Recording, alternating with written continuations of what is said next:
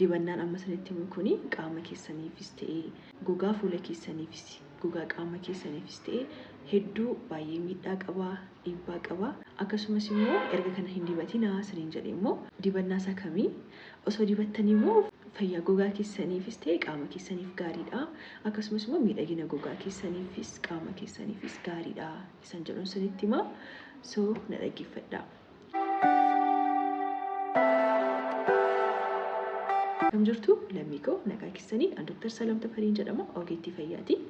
Odeeffannoo adda addaa fi barumsa adda addaa YouTube irrattis ta'e TikTok irratti nan barsiisaa. Dhaggeeffachuu barbaaddu taanaan asitti subscribe gochuudhaan maatii ta'a yookaan immoo fuula TikTok irratti Dr. Salaam Tifaa maqaan isaa kanumadha. Achi deemtanii follow gochuudhaan odeeffannoo adda addaa fi barumsa adda addaa waa'ee fayyaadhaan wal ilaalchisee dhaggeeffachuu barbaaddu taanaan na hordofaa. Egaa waa'ee fayyaa qaama keenyaa gogaa keenya sammuu keenya waan adda addaa asirratti dubbannaa wal barsiisnaa.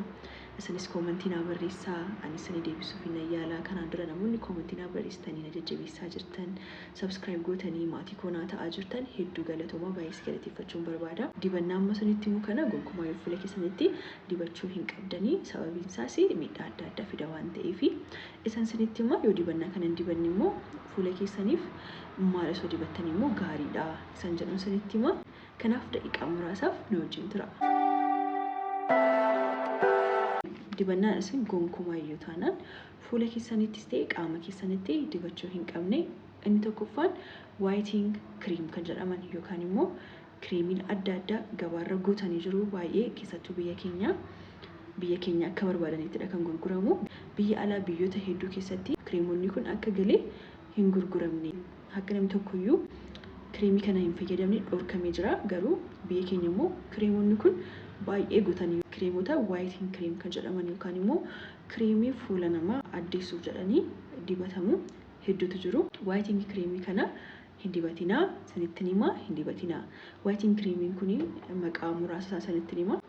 Whitening creamii akka Faayizaa, Kaarotiin, Fair and Lovely, Chandi, Dermaglow, Alisa, Indoderm, Betaderm, Dermovet, Medvet, White Valley, Noor, Gold Skin.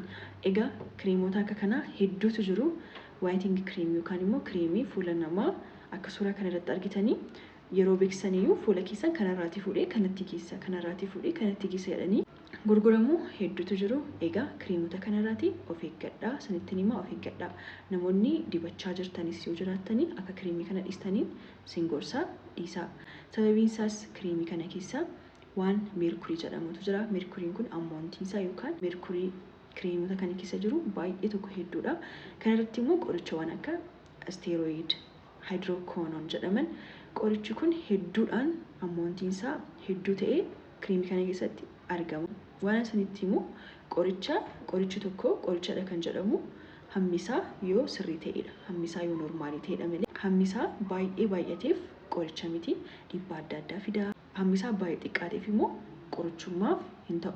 Akka qorichaatti ni ilaallu jechuudha. Qorichi tokko qorichadha kan jedhamu hammisaa yookaan ammoontiin isaa akka qorichaatti ammoontiin isaa gahaadha yoo ta'edha malee baay'ateef miti kan qorichummaa ta'u jechuudha. Kana maaliif hin jedhee qorichawwan akka corticosteroid, qorichawwan akka steroid, hydroquinone jedhaman kun amma danda'ametti karaa meedikaalaan iyyuu qorichadha. Garuu ammoontiin isaa maanish ta'edha. To'annoo jala oolidha. Ammoontiin isaa akka qorichummaatti kan oomishamu malee baay'ateef miti. Baay'inni isaa baay'ee dhorkamaadha. Sababiin isaas side effect adda addaa qaba waan ta'eef. Kanaaf dibannaan amma sanitti hime kun productiin amma sanitti hime kun merkurii, steroid, hydroquinone kana hedduu of keessaa qaba jechuudha. Egaa wantoonni kun gaafa fuula keessan irratti gogaa keessanitti dibattanii gara dhiigaatti dibattanii gara dhiiga keenyaatti makamuudhaan dhiibbaa adda addaa fida jechuudha. Amma fakkeenyaaf merkuriin dhibee tiruu ni fida, dhibee kalii ni fida, dhibee sammuu ni fida. Dubartoota ulfaa irratti immoo daa'ima ishees jalaa miidhuu danda'a. Kanaaf side effect baay'ee qaba jechuudha. Kanaaf akka ofirraa eeggattanii productiin amma sanitti hime kuni akkuma sanitti hime dhiibbaa kalee, dhiibbaa tiruu, dhiibbaa sammuu waan adda addaa fiduu danda'u jedhee sanitti hime. Dabalataan immoo gogaa irratti dhiibbaa adda addaa fiduu jechuudha. Fakkeenyaaf rifeensa gogaa irratti garmalee biqilchuu. Fakkeenyaaf suuraa kanarratti akka argaa jirtanii kanaaf irraatii of eeggadhaa. Inni kaan immoo gogaa haphisa, baay'ee haphisa. Gogaan akka dafee shushuntuuruu, akka dafee dulloomuu godha. Kanaaf irraatii of eeggadhaa. Namoonni yeroo baay'ee finnisa balleessuuf jedhanii dibatu, finnisa sanatti caalsisaa. Maadiyaatii balleessuuf jedhanii dibatu, maadiyaatii sanatti caalsisaa. Egaa namni baay'een kan dogoggoru qoricha kana yeroo jalqabaa fi dibatanii akka jijjiiramu jiru wayiidha kan adda agarsiisu. Fuula isaanii ni qulqulleessaa fi sababiin isaas wantoota amma sanitti hime kana qorichawwan kana humnaa ol qaba waan ta'eef yeroo jalqabaa maal godhaa fi ni sirreessaaf jechuudha. Garuu wanti kun yeroo itti fufaa deemu, egaa wantoonni kun erga dhiigatti dabalamaniiti immoo yeroo turaa deemu saayid effektii amma sanitti hime kana hundumaa fiduu jechuudha. Sababa kanaaf irraatii of eeggadhaa. Yeroo piroodaaktii fuula keessaniifis ta'ee yeroo piroodaaktii fuula keessan dibannaa adda addaa jettanii dibdanii yoo ofii keessan dandeessan Google gochuu itoo piroodaaktii akkamii ta'e viidiyoo adda addaa immoo amma ogeessonni fayyaan afaan hedduudhaan hojjechaa jiru. Ingiliffaan, Amaariffaan, Oromiffaan hojjechaa jiruuf kan ogeessota fayyaa fa'a gorsa isaanii fa'a otoo dhageessanii bittanii yoo ta'uu baate immoo ogeessa fayyaa wajjin qaamaan deemtanii mari'achuun dhaanna malee akkasumatti hin callistanii bitinaa. Maaliifdhaa dhiibbaa adda addaa qaba jechuudha. Amma immoo isa lammaffaan sanitti himaa yeroo baay'ee maaliin arga saamunaa wayaatti miiccamuudhaanii fuula isaanii dhiqatu. Kun sirrii miti, gogaa keessan hin dhiqatinaa. Saamunaan wayaaf miiccame wayaaf xurii akka gadhiisuufdha. Kan qaamaa immoo jiru saamunaan qaama hojjetaman isaanitu fayyadamtanii gaariidha. Sababiin isaas saamunaan wayaa kan itti miiccamu pH isaa beezikii. pH gogaa keenya immoo 4.5 amma 5.5 jechuudha. Kanaaf gogaa keenya akka baay'ee gugu godha waan ta'eef osoo dhiistanii gaariidha. Keessattuu gogaan keessa namoota seensitiivii ta'ee, seensitiivii jechuun yeroo dhiqattan sin hoksisuu, diimachuu fa'aa waan akka lolluu fa'aa taanaan seensitiivii jennaan. Keessattuu namoonni kana saamunaa kanarraatii of eeggadhaa. Akkasumas immoo namoonni gogaan keessa gogaa ta'e. Gogaa jechuun yeroo baay'ee yeroo saamunaadhaan dhiqattan fuulli keessa waan akka adii ta'aa fa'aa taanaan kun gogaadha akka suuraa kanarratti argaa jirtanii. Kanaaf namoonni akkasii keessattuu irraatii of eeggadhaa. Inni sadaffaan immoo koolgeetii namoonni yeroo baay'ee yeroo dibatan arga. Finnisaafis ta'e waan adda addaa koolgeetii yookaan immoo saamunaa ilkaaniif hojjetamu fuula irratti ni yeroo baay'ee ni dibatu. Isas dhiisaa. Sababiin isaas inni ilkaaniif hojjetame gogaaf miti. Isas dhiisaa dhiibbaa adda addaa qaba. Inni dhumaa immoo vaaziliinii. Vaaziliinii ni dibatu. Vaaziliiniin gaariidha. Baay'ee wanta gaariidha garuu fuulaaf miti kan hojjetame. Miila fa'aa, harka fa'aa ittiin moischuraayizer gochuu dandeenya garuu fuulaaf osoo dhiistanii gaariidha. Keessattuu namoonni gogaan keessan waan akka ooyilii yookaan immoo fuulli keessa waan akka cululuquu fa'aa ta'e osoo dhiistanii gaariidha. Sababiin isaas gogaa keenya irra qaawwa xixiqqoo poor kan jedhaman jiru.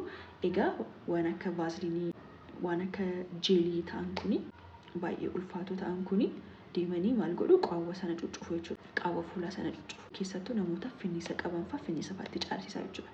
Kanaaf vaaziliinii hin dibatinaa saniin jedhaa. Fuula keessan irratti hin dibatinaa. Qaama keessan irratti garuu dibachuu dandeessu rakkina hin qabu. Fuula keessan garuu hin dibatinaa. Gogaan fuula keenya haphiidha. Kan qaama keenya irra tokko miti. Fuula keessan irratti hin dibatinaa. Inni kan immoo kan hin arge loomii duwwaasaa, cuunfaa loomii duwwaasaa fuula irratti hin dibatu. Kun sirrii miti. Cuunfaan loomii baay'ee asidikiidha. pH isaa baay'ee xiqqoodha.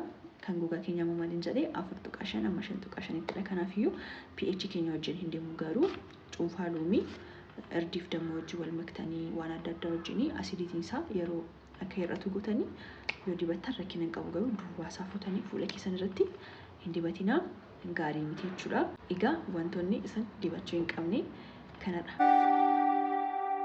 Wantoota fuula keessan irrattis ta'e qaama keessan irratti hin dibanne isinitti miira. Amma immoo isa kam osoo fuula keessanii fi qaama keessanitti dibattanii immoo faayidaa isinii qaba. Gogaa keessan isinii miidhagsaa, fayyaa keessaniifis isinii eegaa isan jedhuun isinitti himaa na dhagaa. Namni tokko fayyaa gogaa fuula isaa eeguufis ta'e bareedinaafis ta'e kan barbaachisu waan sadiidha. Inni tokkoffaan saamunaa yookaan kiliinzarii fuula isaa itti dhiqatudha jechuudha. Inni lammaffaan immoo moischuraayizer gochuudha. Inni sadaffaan saaniskiriinii fayyadamu. Yoo saaniskiriinii hin fayyadamne yoo ta'eyyuu waa'ee dhiibbaa aduu isinitti miira. Kanaan dura aduurraatii hamma danda'ame dibaabeedhaan, keeppii godhachuudhaan, waan adda addaa fayyadamuudhaan yookaan immoo mana taa'uudhaanis ta'uu danda'a aduurraatii hamma danda'ame of eeguu jechuudha. wanta sadii kana goonaan fayyaa gogaa keenyaa eeguu dandeenya jechuudha. Saamunaan hin fayyadama garuu moischuraizerii hin fayyadamnu jettan immoo dibannaa hin fayyadamnu jettan iyyuu dhiisuma wayya malee fayyadamuma dhiisuu wayya malee wantoota sala sanitti misana dibachuu hin wayyu jechuudha. Dibachuun hin qabdan jechuudha. Osoo dhiistanii gaariidha malee hin dibatina wantoota sala sanitti mee gonkumayyuu hin dibatina. Kana sadan yoo qabaattan gaariidha. Kana sadan irratti immoo yoo nan dabaladha yoo jettan immoo wantoonni gogaan fuula keessanii akka fayya qabeessa ta'uuf haphati sana iddoo akka hin dhabbanneef akka umrii malee hin dulloomneef kan godhaman siiramiin adda addaa jiru. Fakkeenyaaf vaayitaamin C siiram, vaayitaamin A siiram yookaan reetinool kan jennu immoo itti dabalachuu dandeessu jechuudha. Piroodaaktii kana akka dabalataatti fayyadamuu dandeessu.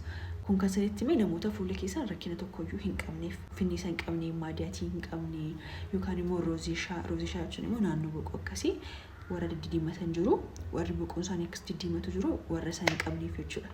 Namoonni immoo rakkina gogaa adda addaa qabdan, finniisa ta'ee, maadiyaatii ta'ee, roozishaa ta'ee waan adda addaa qabdan garuu ogeessa fayyaa wajjin mari'achuudhaani gogaa keessanii fi isa kam akka isin fayyadu osoo fayyadamtanii gaariidha malee callistanii gabaa deemtanii ofii keessaniiti beeksisa adda addaa irratti waan agartaniif, nama adda addaa irratti waan agartaniif deemtanii hin godhina. Ogeessa fayyaa wajjin mari'adha.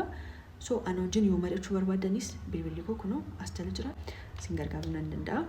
Kanaaf rakkina gogaa adda addaa qabdu taanaan ogeessa fayyaa wajjin mari'achuudhaan isa kam osoo dibadhee isa kam osoo dhiisee wayyaa jettanii gargaarsa argachuu ni dandeessu. Namoonni fuulli keessan normaalii ta'e immoo saamunaa moischuraizerii saaniskiriinii yoo fayyadamtan gaariidha. Saaniskiriiniin immoo maal jettanii gaafatanii turtanii kanaan dura saaniskiriinii jechuun wanta aduuraatii dibannaa aduuraatii protectin godhu dibannaa aduuraatii nu ittisu jechuudha. Aduun gogaa keenya irratti dhiibbaa adda addaa waan qaba waan ta'eef isarraatii amma danda'ame of ittisuun nu barbaachisa jechuudha. Saaniskiriinii fi saanbilookiin tokkumadha. Tokkummaa waan isinitti nu barbaadu yeroo baay'ee diiminni akka bareedinaatti fudhatan jirtu kun gonkumaayyuu dogoggoradha. Namni tokko gogaansaa miidhagaadha kan jennu gogaansaa fayya qabeessa yoo fakkaate gogaansaa amma danda'ame qulqulluu yoo ta'edha malee namni tokko diimateef magaala ta'eef gurraacheef bareedina hin jennu. Naagalaa soosaayitii keenya irratti hawaasa keenya irratti diiminni akka bareedinaattidha kan ilaalamu. Isin waan tokko iyyuu hin goone kun hawaasuma birattidha. Dhiibbaa jira garuu of fudhachuuni of accept gochuun barbaachisaadha. Gogaa keessan gonkumaayyuu akka asirratti agartanii kanarraati kanatti jijjiiruu kanarraati kanatti jijjiiruuni gonkumaayyuu kun sirrii miti. Dibannaadhaanis wanti kun hin sirraa'u. Dibannaan dibattanii gogaa fuula keessanii akkasitiin kompiliitlii jijjiirtu taanaan kun fayya qabeessa miti. Kanaaf dhiisaa.